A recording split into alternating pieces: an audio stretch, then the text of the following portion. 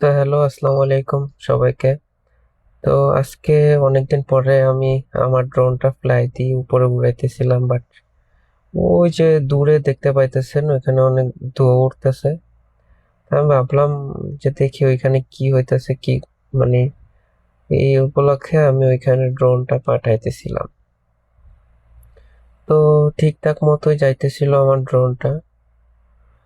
তো যাইতেছিলাম নিচে, আবার আহ, ছোট একটা ড্রেন আছে, ওইটা সোজাসুজি আমি যাইতেছিলাম। খুব ভালোই লাগতেছিল পাশের ভিউ।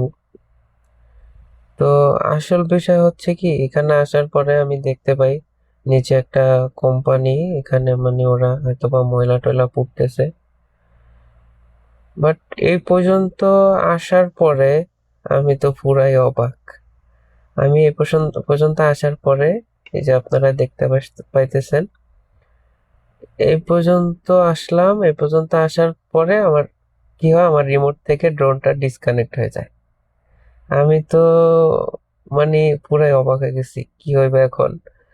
বাট কিছুক্ষণ পর দেখতে পাইতেছিলাম যে ওর নিজের মতো করে আমি যে এখান থেকে ফ্লাই দিছি ওইখানে চলে আসতেছে। তো এ- আমার কাছে বিষয়টা খুব ভালোই লাগছে। আমি তো ভাবছি হয়তো আমার ড্রোনটা শেষ আজকে। আজকে আর এটারে পাইবো না, বাস এখানেই শেষ। বাট